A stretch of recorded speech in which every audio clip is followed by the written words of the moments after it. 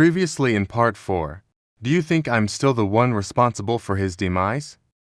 Jack responded, if you didn't feed him with tomato, he wouldn't have any reason to be admitted in the hospital and he would still be alive by now. Dr. Hakim and Nurse Loveth were running to JJ's ward and on getting there, they met him stabbed on the chest. Next, on the mysterious twins. JJ made it at last. He called me Mom this morning. Thanks for that idea. He would have been stabbed, and I would have lost him. Sasa was so excited as she was talking to Dr. Hakim. The Mysterious Twins Part 5. At Bobby's house. Kamzi said to Zara, you must get involved practically today. If not, things won't go the way it's planned. Zara responded, that won't be possible. I have a date today, which I must keep. Our plan can wait. Kamzi replied angrily, I have put a lot in this and I won't allow my efforts to go down the drain. Are you aware of how much I have waited for this day? Zara said, today's out of it. I have my life to live. I must go for that date. It's very important. It's been 6 years since I broke up with my last boyfriend.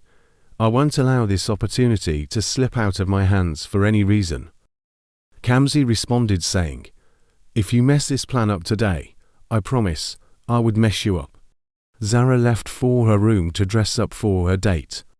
Bobby had been hiding waiting to get a clue of what their plans were, but he couldn't find any, and when he noticed that their argument was getting out of hand, he decided to stylishly interrogate them. Zara, why are you so rude to Kamzi? And where are you going dressed like this? Dad, Auntie Kamzi was stopping me to meet a friend. She insisted I go somewhere else, and I said, that can wait. Kamzi cut in saying, Zara, I won't allow you to mess me up. Ask your dad. I don't take shit. Bobby asked Kamzi to tell him what the issue was, and Bobby was surprised when both of them chorused, we can't let you in, sir. It's our secret. Zara left home angrily as she said, I would follow my heart. At Sasa's house.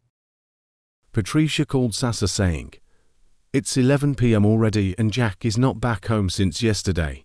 I tried to reach him. His phone was ringing, but he's not picking. Sasa responded saying, that means he didn't sleep at home yesterday. I informed him when I was invited to the office for an emergency case yesterday evening, even though his response was dull, that I thought it was due to the misunderstanding between us. I called him also this morning, but he wasn't picking. I thought he was still angry with me. Mom, that means Jack had slept out 3 times with no clue to his whereabouts. I'm afraid, Mom.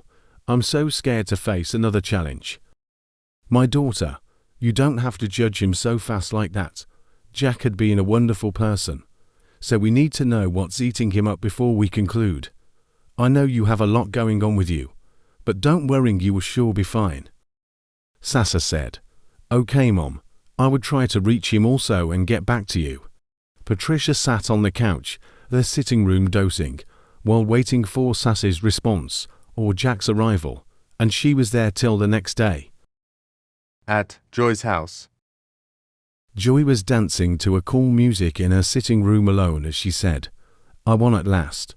I must celebrate my victory. The hardest hurdle had been crossed. I'm sure he would be happy when he hears this. Jack said, tell me I'm here now. You look so happy today. What's cooking? Joy was surprised to see him and asked, when did you wake up? Jack replied, it was your noise that woke me up, so what are you celebrating and how did you trap me this time?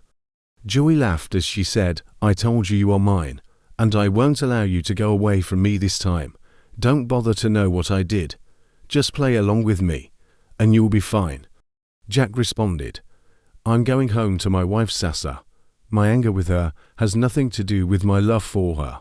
I cherish her. He then moved towards the door. Joy said, it's time to choose between me and her because I'm carrying your child. Jack, I'm pregnant for you. Jack looked surprised as he said, that should be a joke, right?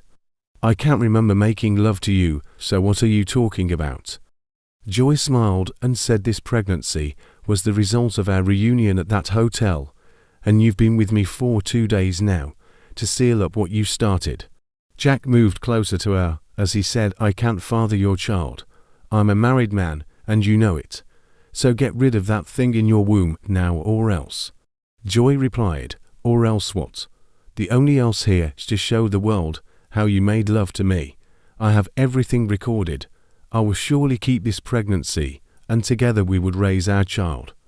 Jack said, You mean you record what? Joy answered, the worst person you can toy with is a woman that is desperate. I have all my evidence, so you can't win this game. When am I meeting your parents officially? Jack replied to her saying, You drugged me in that hotel to have your way, and you also trapped me in here against my will. How possible I'm going to father a child? I know nothing about his conception. Jack knelt down to beg Joy to abort the child and save him from shame, for the old time's sake. Joy reacted angrily as she said, I'm so surprised you can ask me to abort your child after losing your only child to death. Jack, abortion is not an option in this case. I'm already overwhelmed with the joy of motherhood. If you are scared of facing the reality of us being together in this country, then let's plan to move out. Jack's phone was ringing and Joy said, Let me get it for you. I kept it away from you to avoid distractions. Jack was surprised when he saw that he had 105 missed calls, and before he could say anything Joy said, Everyone is calling you since yesterday. You can go home now to your dwarf wife before they inform the police.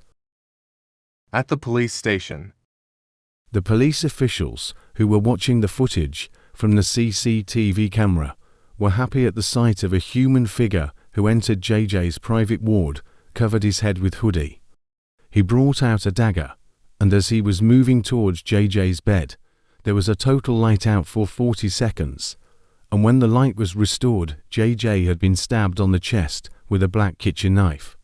The policeman got confused at the turn of the event, as one of them said, We need to know if the light out was general at the hospital at that period. The head of the team said, There are so many things to unravel. The guy brought out a dagger. The light went off and the boy was stabbed with a kitchen knife. This issue is getting more complicated by the day, but we won't give up on it until the culprit is brought to book. I, Inspector Peller, would unravel this case. At Sassa's house. Patricia was on call with Sassa when Zara came in dressed elegantly beautiful, which made her mom to pulse the call and asked, What's happening? Why are you dressed so beautiful today? She answered saying, Mom, I just got hooked up with Sammy. He proposed to me today. With excitement, Patricia told Sassa to hold on, that she would call back. Who is Sammy? Patricia asked. Sammy is a handsome and wonderful being that I met on social media. We've been talking for a while now, so we decided to meet physically today. Mom, he's so cute and I said yes to him. Oh, that's wonderful and I'm really happy for you. But I'm scared of this online thing. How much do you know about him? You must carefully study him to get to know him better. Okay, Mom, but this generation doesn't do physical again. We get everything done online. Jack was outside thinking whether to knock or to unlock the door gently so no one would notice when he got in. He said, I left home dressed in brown African attire. I came back dressed like this. What would I say to my in-laws? Things are going out of hand for me. Zara received a message on her phone, so she rushed to her room, while Patricia said, I'm waiting for further discussion. She responded, Mom, I will be with you shortly. Jack summoned courage as he entered the house frowning and greeted Patricia as he said, I would be with you shortly. Ma, I must make a call. On getting to his room, he met Zara lying on his bed, looking so inviting. Jack opened his mouth, but he couldn't say a word. At the hospital. Dr. Sassa got everyone worried as she was busy treating a newborn child that was born with a tumor. She's been on duty for the past 3 days, working tirelessly to save the child. The hospital management asked her to take time out to enable her to overcome the pain of her loss, but she insisted on putting in her best to save the child's life. The child's mother, Mrs. Davis, overheard what happened to her. She then went to her office to meet her. She said, "Doctor, I'm sorry for your loss. It's quite a pathetic one. People are wicked. How could they stab a child to death?"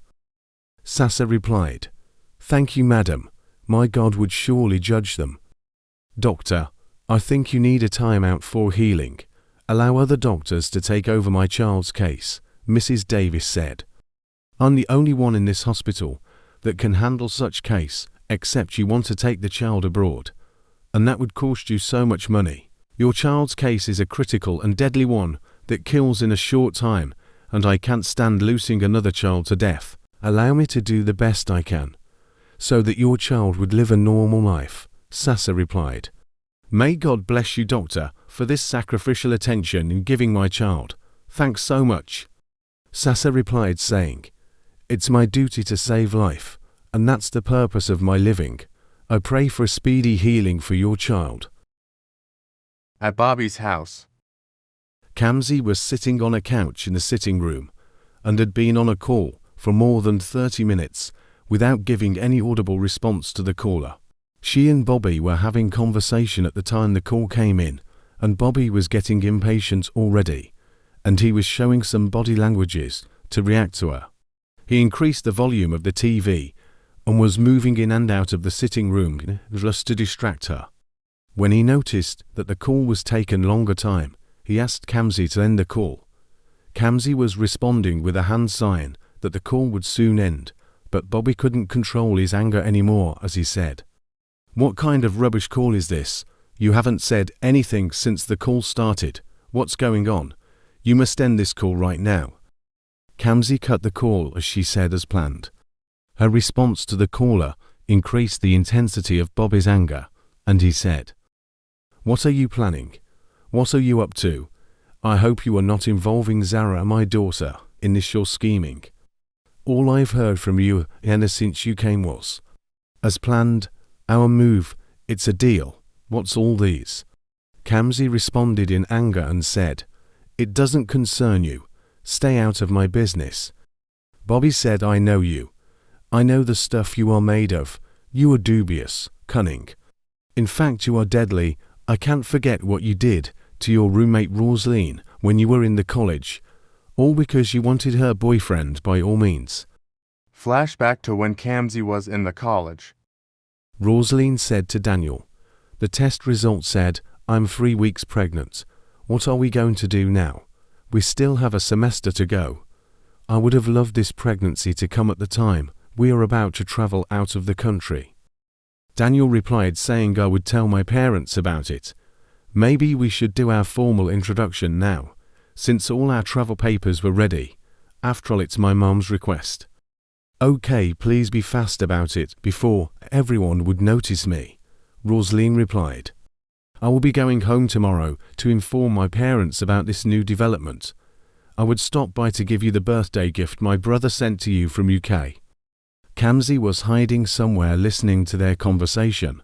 Her jealousy for Rosaline grew the more, and she said, "This Rosaline must be possessed with evil spirits that always bring fortune to her. Me, I'm here with no boyfriend, while she's already planning wedding with international trip. I must do all I can to stop her now. If not, I would be far behind."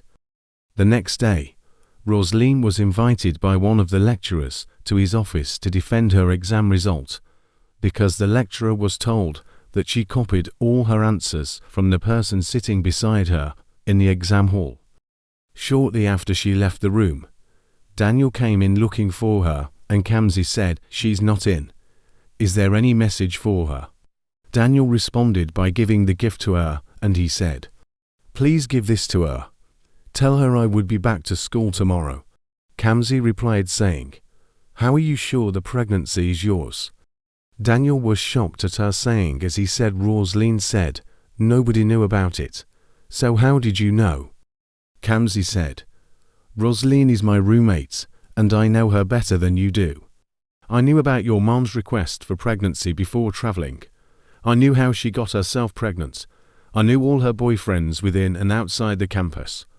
In fact, she had a plan to divorce you as soon as both of you travel out of this country. So, wise up.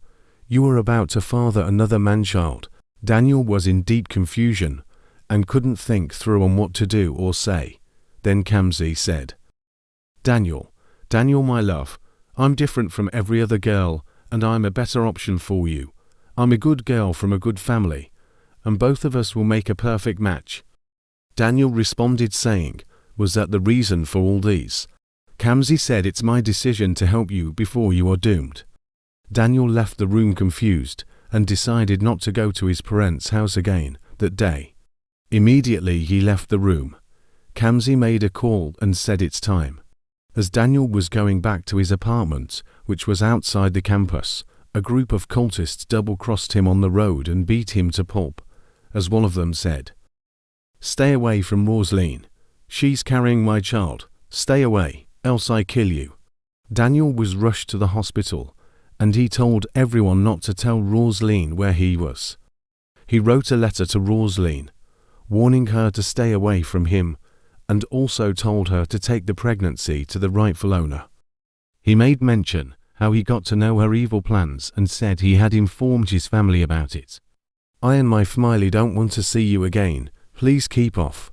Rosaline couldn't survive the trauma and was later found dead in her room. Flashback ended. Bobby said Rosaline was dead. "Daniel lost one of his legs all because of you. We lost our father to the shock of the life imprisonment sentence given to you by the court. And if not for the help of late Uncle K, who was the then Inspector General of Police, you're supposed to still be behind the bars." Kamzi cut in as she said, "You may continue to remind me of my past, but I'm sure you know I'm a strong woman that gets whatever I want." At Joy's house. Joy broke the news about her upcoming wedding ceremony on her social media. Friends and family were rejoicing with her as they were sending congratulatory messages to her. She said Jack had no option than to go with my terms. "He must marry me officially. That's what I want. I want him back into my life. I'm sure my wedding with Jack may not be a loud one, but it will definitely be the talk of the town event. I must be fast with my moves before this pregnancy becomes obvious," she murmured. Her phone rang, and when she picked it, a male voice said, "You don't break my rules to suit yours. You can only get married to him when you are 100% done with the task assigned to you. I employed you and I cut the show. Stay on the task. Stay focused. Remember, if you break my rules, I will surely break you. My eyes are on you." Call ended. Joy was afraid, and she quickly made a call. She said, "Who reported me to the boss?" His voice was like a sword piercing through my soul. "I'm finished. What should I do now? I'm pregnant already and my life is on the line." At the prison. One of the inmates reported Mrs. Tawler to one of the prison officials. "Sir, that old woman is up to something. She received calls 3 times a day. She may be on the call 4 hours without any audible response, and at the end of every call she would say, as planned."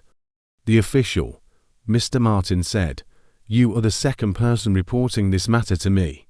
I will sure look into it." At the hospital. Dr. Sasa and Dr. Hakim were having a secret conversation in a low voice. "Thanks so much, Dr. Hakim, for your idea that saved my son. If not for you, he would have died by now. They would have stabbed him." Dr. Hakim responded saying, "All thanks to God. How is he today? I checked on him this morning, and he was doing perfectly well. He's out of coma already, and I believe he would be fine soon. In fact, the security agents were doing well to ensure his safety. I would be there again this evening," Dr. Sasa said. "Let's still keep it secret until the police are done with their findings. That's only way to save him from getting hurt," Dr. Hakim advised.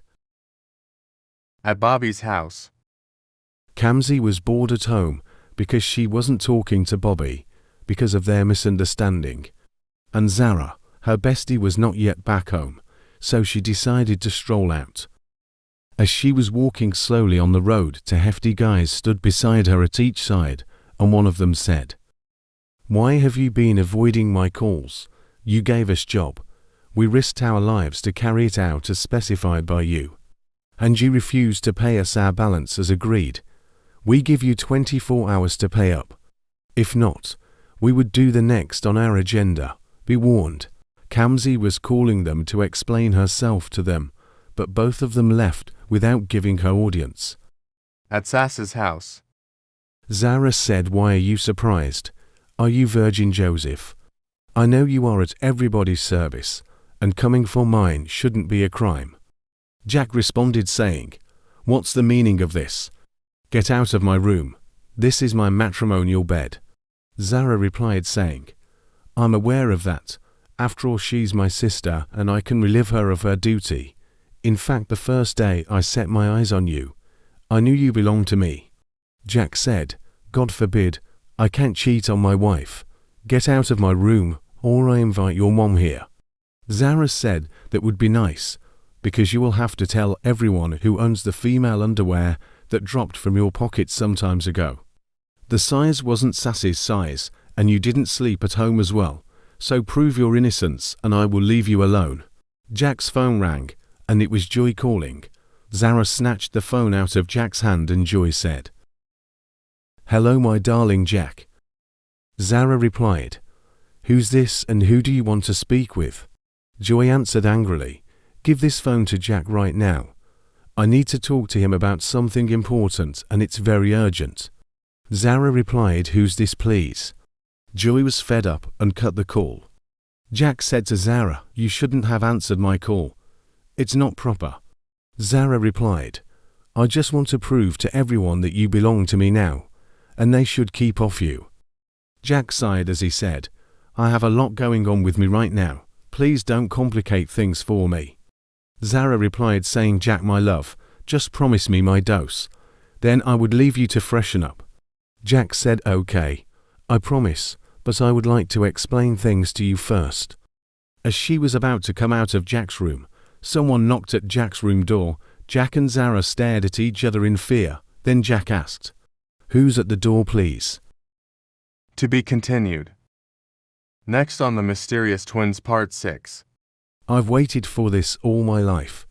It's because of you I decided to get trained as a private investigator by CIA and FBI. I established a private investigation firm. All because of you. I'll make sure you stay behind bars for good and forever. My name is Andrew. I'm one of the teachers at Brainy Montessori Nursery and Primary Schools. I'm here to tell you something about JJ, your son.